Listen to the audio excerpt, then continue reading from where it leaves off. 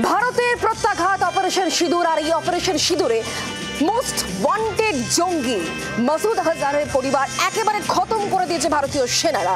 জঙ্গি ঘাঁটিগুলিকে একেবারে বেছে বেছে গুড়িয়ে দেওয়া হয়েছে। আর এখানেই মাসুদ আজহারের তরফ থেকে বিবৃতি এসছে তার পরিবারের একাধিক সদস্যের মৃত্যুর কথা স্বীকার মোস্ট ওয়ান্টেড জঙ্গির। 2001-এর সংসদ হামলা থেকে 2016-র পাঠানকোট বিমান ঘাঁটিতে হামলা, গত আড়াই দশকে বারে বারে ভারতকে রক্তাক্ত করেছে পাক জঙ্গি সংগঠন জৈশ-ই-মোহাম্মদ। প্রতিটি হামলার পিছনেই ছিল জৈশের প্রতিষ্ঠাতা মৌলানা মাসুদ আজহারের মাথা। এবার ভারতের প্রত্যাঘাতে কার্যত গোটা পরিবারকেই হারালো মোস্ট ওয়ান্টেড এই জঙ্গি নেতা।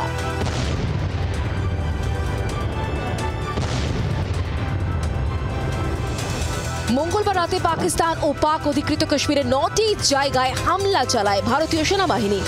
বেছে বেছে গুড়িয়ে দেওয়া হয় লস্কর ও জৈশের জঙ্গি ঘাঁটিগুলি। ভারতীয় সেনার মিসাইলের ঠিকানায় ছিল পাক পাঞ্জাবের ভওয়ালপুরও। এই শহর জৈশের শক্ত ঘাঁটি। জৈশের সদর দপ্তরও রয়েছে এখানে।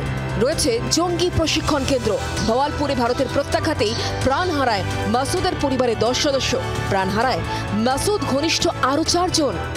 ভারতীয় সেনার প্রত্যাঘাতে পাকিস্তানের বাহাওয়ালপুরের সুবহান আল্লাহ মসজিদে খতম হয়ে গিয়েছে মোস্ট ওয়ান্টেড মাসুদ আজহারের পরিবারের সদস্যরা। পরিবারের সদস্যদের 10 জন সহ তার সহযোগী 4 জন, মোট 14 জন মাসুদ আজহারের ঘনিষ্ঠ জঙ্গি খতম হয়ে গিয়েছে, যার মধ্যে রয়েছে মাসুদ আজহারের বড় বোন, তার স্ত্রী, তার ভাগনা, তার ভাগ্নি এবং অন্যান্য সদস্যরা। অপারেশন সিঁদুরে পরিবারের সদস্যদের হারানোর কথা স্বীকার করে নিয়েছে মাসুদ। ইতিমধ্যেই জৈশ প্রধানের একটি বিবৃতি সংবাদ মাধ্যমে এসেছে। সেখানে মাসুদ বলেছে, এই শোক আর ধাক্কা অসহনীয়, তবে আফসোস নেই, হতাশও নই, বরং বারবার মনে হচ্ছে এই 14 জনের মধ্যে আমারও থাকা উচিত ছিল। এরপরই হুঁশিয়ারি সুরে জঙ্গি নেতা বলে, মোদির অত্যাচার সব পথ ভেঙে ফেলেছে, এখন কারো সহানুভূতি আশা করাই উচিত নয়।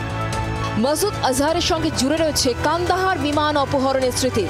1999 সালে এয়ার ইন্ডিয়ার বিমান যাত্রীদের মুক্তির শর্ত হিসাবে মাসুদকে ছাড়তে বাধ্য হয় নয়াদিল্লি।